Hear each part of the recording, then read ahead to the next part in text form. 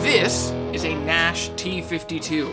It is meant to take every cue it can from a 1952 Telecaster, and this is a 3-question gear review on it. This guitar came from a trade. I traded my Gibson J45 True Vintage for a Breedlove acoustic guitar and for this, and then a little bit of cash. But from top to bottom, let's talk about this guitar in a 3-question gear review. First, my observations, and then we'll talk about what's good about it, what's bad about it, and if you should buy it if you are in the market for a guitar like this. So, specs from top to bottom. Ash body, and you can see it's kind of a transparent finish. You can see some of the wood grain coming through. This is also a heavy Relic, so with that, on this maple neck, they have lots of really cool wear that has been synthesized. On the back of the neck, the finish has been removed. It's just raw wood. This does have a bigger, more chunky kind of neck. The back of the headstock is also the signature there. I think that's Mr. Nash himself. And on the very end is the serial number. It's a blackguard, obviously, has the Clouson, the nickel tuners, and it is loaded with Lawler pickups. These pickups are very true to fashion, true to form. They're very iconically Telecaster. They sound very similar. I have Seymour Duncan Antiquities and my pink Paisley. But this guitar, everything, the specs, all about this, which is very cool.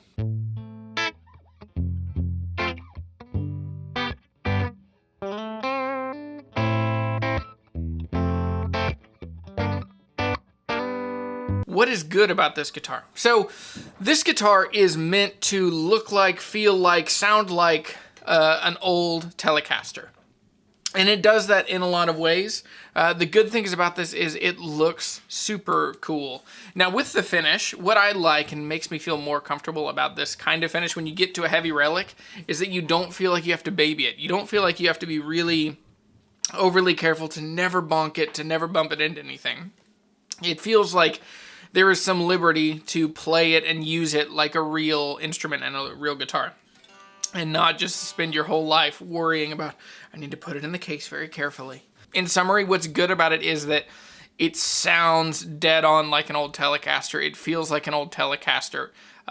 It's just a really, really well-built guitar, and it looks totally cool if you're into that style, if you like relics, if you like older style guitars. Now, what is bad about this?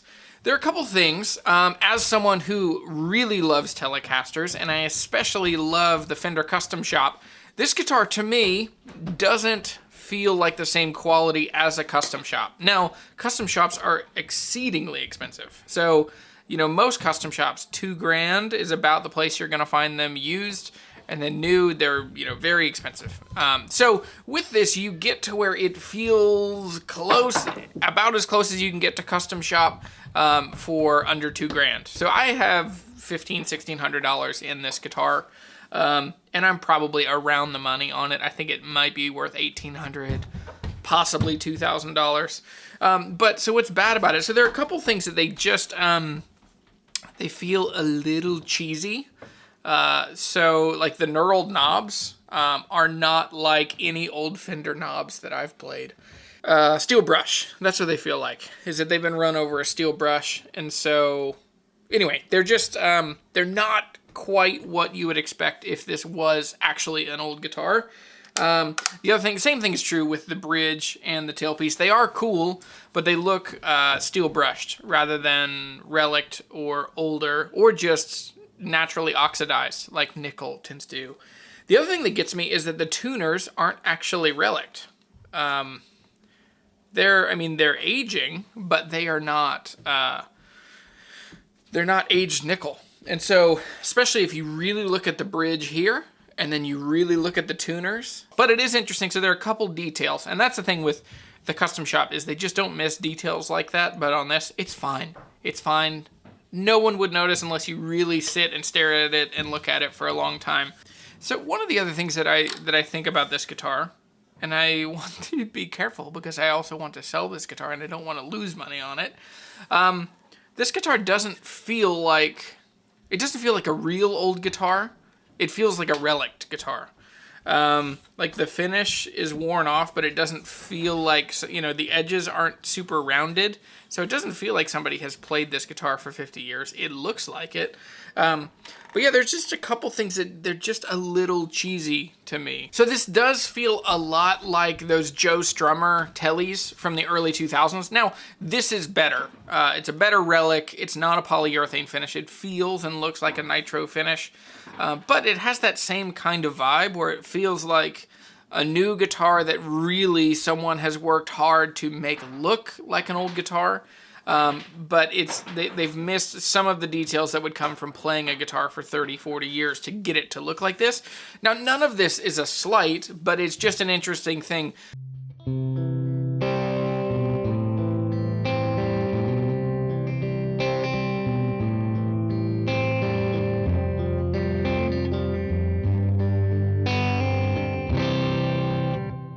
You need to play a lot of old guitars, and you need to really get your head around what an old guitar actually feels like and sounds like.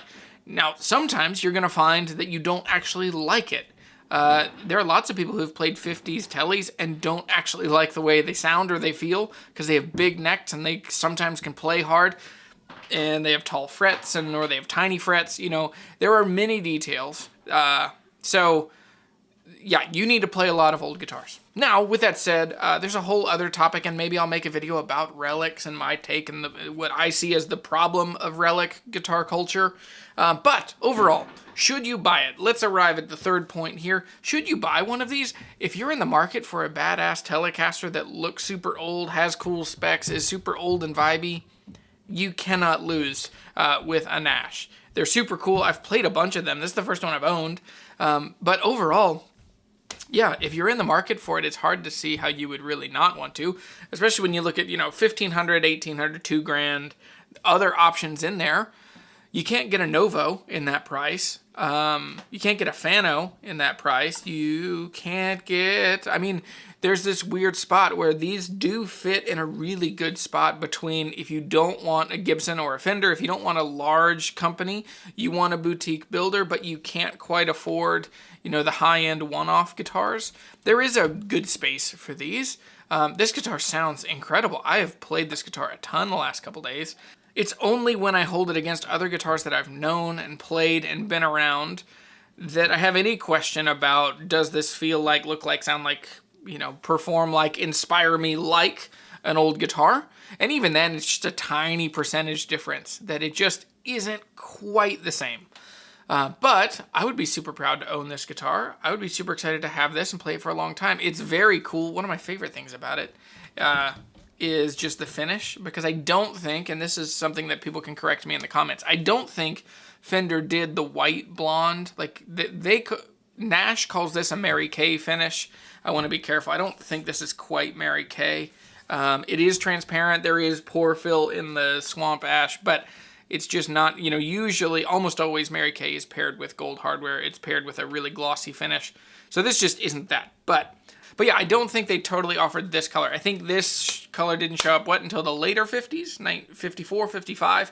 I know for sure I've seen 55 Tellies that have this finish. The other last tiny little detail I noticed that they just missed, which is kind of funny, is that there are always flathead screws on the pickguard, on the saddles, on everything pretty much.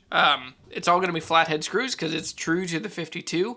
Flathead screws are a pain. They're really tricky. There are many Mars in the finish that come from trying to use a flathead screw, especially in an electric screwdriver, and it skips out, and then you poke it into the back, and you get a ding. But this guitar has all Phillips head screws everywhere. So if at most this is a 52 in some style, I don't think this color existed in 52, and it would have had flathead screws. So yeah, it's kind of like if you really loved a blackguard, but had only seen one from a distance, or someone had explained it to you, or you'd read books. There are a couple details that they just missed. But not a slight. Very cool guitar.